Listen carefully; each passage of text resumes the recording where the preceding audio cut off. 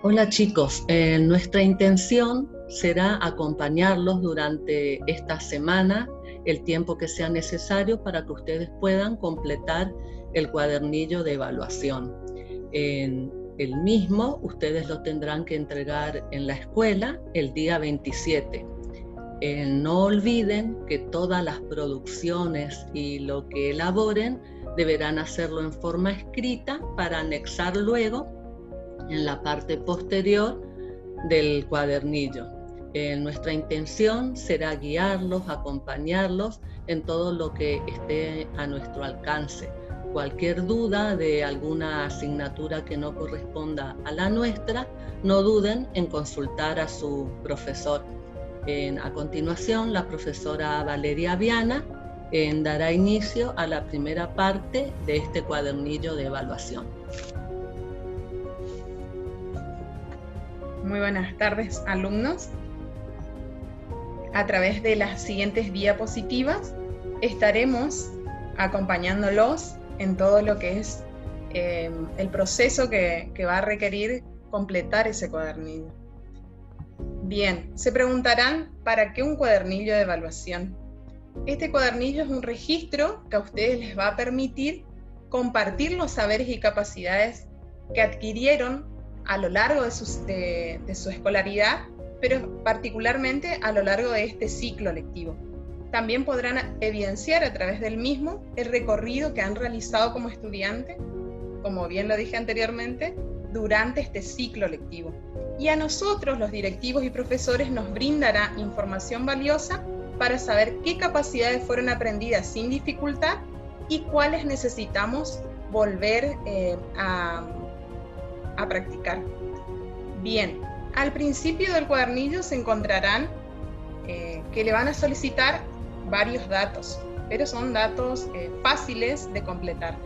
Les van a solicitar apellido y nombre de ustedes, el DNI, curso y división, su correo electrónico, el bachiller orientado, especializado que cursan, el nombre de la institución educativa y la ciudad y localidad a la que ustedes pertenecen.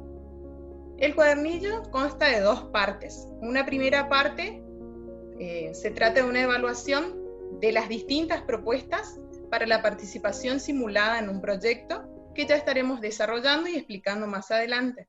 Y una segunda parte, y que sería la última, que es una autoevaluación de los aprendizajes de cada uno de ustedes, que también ya les vamos a estar explicando en qué consiste. Algunos consejitos antes de empezar que consideramos que es necesario que lo tengan en cuenta. Es un solo cuadernillo para todas las asignaturas. A diferencia de otras evaluaciones que ustedes están acostumbrados a realizar, donde se demuestra todo lo aprendido en cada una de las asignaturas, en este caso se trata de una evaluación integradora, un solo cuadernillo para todas las asignaturas. Bien, lo fundamental que organicen su tiempo a lo largo de esos 10 días y no dejen todo para último momento. ¿Sí? Les sugerimos que no destinen más de 2 días a cada una de las actividades que demanda esa implementación simulada del proyecto que ya le dijimos anteriormente. Realicen una lectura general de todo el cuadernillo antes de empezar a realizar las actividades. Por ahí suele suceder que ya queremos realizar las actividades ni bien empezamos a leer. Y eso nos produce confusiones porque no tenemos una lectura general, global de todo lo que va a tratar el cuadernillo. Recuerden que es una evaluación integradora. Integra las diferentes asignaturas y los diferentes saberes que aprendimos en cada una de ellas. Entonces, realicen una lectura general y después empiezan a hacer las actividades o las consultas en torno a algo que no comprendan. Guarden todo lo que escriban en su carpeta para entregarlo después y también todo lo que realicen en la computadora, en su celular, en su tablet, ya que luego deberán hacer entrega de todo eso. Es importante que se creen una carpetita, un portafolio, donde vayan guardando todo lo que van haciendo, ¿sí? Y lo mismo con lo que escriban en la carpeta. Todo es importante, desde el primer borrador hasta el último, porque todo eso da cuenta de ese proceso en el que ustedes fueron construyendo ese aprendizaje, en el que ustedes fueron armando ese proyectito que se solicita en esta evaluación. No se preocupen si no tienen acceso a ciertos recursos digitales. Hagan las actividades con lo que tengan a su disposición. O, en todo caso, si tienen dudas en torno a cómo realizar una actividad porque no tienen ese recurso digital, pueden hacer esas consultas a su profesor a ver qué otras sugerencias le dan ellos en torno a esa actividad, cómo pueden hacerla y a través de qué. Bien, el cuadernillo tiene una primera parte en la cual deberán trabajar mediante una simulación. ¿Qué van a simular? Que son los representantes de su provincia, pero van a tener en cuenta la situación de la localidad en la que ustedes viven. En este caso, nuestro pueblo San Luis del Palmar. Y deberán producir, dirigir y ser actores de ese proyecto. En relación a ser productor significa a difundir ese proyecto, a pensar cómo lo van a armar, cómo lo van a llevar a la práctica y sobre todo la actividad, esa primera parte de productor es cómo van a difundir ese proyecto. Después cómo van a ir llevándolo a cabo poco a poco y ir desarrollando cada una de las partes que implica realizar un proyecto. Por medio de este cuadernillo se reflexionará sobre el impacto de la pandemia, producto del COVID-19, en el mundo, en la Argentina, en nuestra provincia y nuestra localidad. Pensamos con los profesores, en primer lugar, presentarles este esquema para que ustedes puedan repasar un poquito para qué sirve un proyecto. Sabemos que el proyecto tiene toda una primera parte que es todo el proceso de investigación. Investigar acerca de ese tema seleccionado, recopilar información, leer libros, buscar en internet y hacer esa investigación, esa primera parte, y luego a todo eso que se investigó a través de los diferentes medios, incorporar todo el aprendizaje que tienen, todos los saberes que tienen de las diferentes asignaturas y llevar a la práctica ese proyecto. Y en primer lugar, deben elegir una problemática y para luego ofrecer una posible solución a eso. Pero se lleva en varios pasos para llegar, existen varios pasos antes de llegar a esa posible solución. Y este proyecto es lo que nos permite, en este caso a ustedes, los alumnos, desarrollar competencias y habilidades en torno a la investigación y a la posible solución de esa problemática que seleccionan. De todas maneras, en el cuadernillo, a lo largo de cada uno de los temas, le van haciendo aclaraciones, sugerencias, incorporan también contenido teórico y demás. Bien, en el día 1 tienen la primera propuesta y es aquí donde la profe Mara va a pasar a explicarles en qué consiste. Bueno, día 1, presentación general del proyecto. La apertura estará a cargo de ustedes, como así también la difusión, pero primero tendrán que elaborar un borrador con sus ideas para llevar adelante este trabajo. Es decir, ustedes van a elegir la temática, se van a organizar, van a buscar un borrador, van a empezar a anotar. ¿En qué consisten las actividades? El grupo organizador del proyecto solicita asesoramiento sobre la manera en que se podría implementar el mismo, teniendo en cuenta que será desde la no presencialidad, es decir, desde la distancia. Y acá viene lo concreto, lo que ustedes van a tener que registrar en sus hojas de blog para luego anexar al cuadernillo. El punto A dice, ¿qué medios de comunicación recomendarías? ¿Por qué? ¿Cómo fue tu experiencia como estudiante aprendiendo desde la no presencialidad? ¿Qué recursos te resultaron útiles y cuáles no? ¿Cómo te sentiste desarrollando tus aprendizajes sin asistir a la escuela? Bueno, estas 3 preguntas son las que ustedes van a comenzar a registrar en una hoja de blog, aclarando en A, B, C, de manera que nosotros podamos identificar bien al anexar al cuadernillo. No olviden que en cada una de las hojas deberían estar colocando su nombre. y su curso obviamente.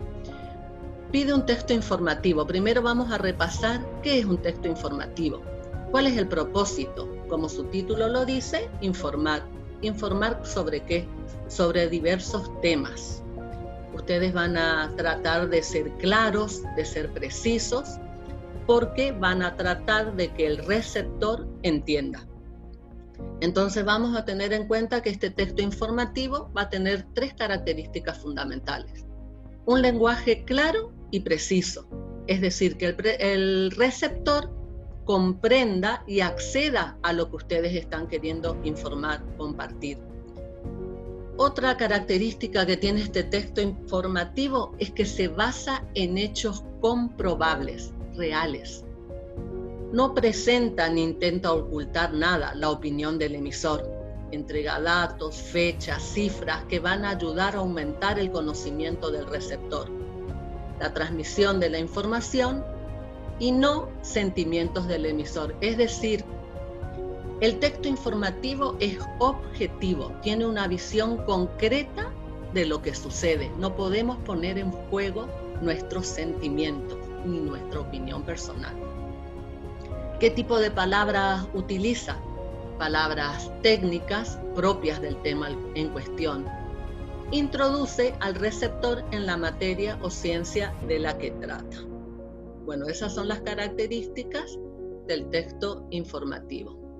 En el segundo punto habla sobre un recurso impreso como un volante o díptico, o bien, por ejemplo, un flyer, spot publicitario u otro formato digital.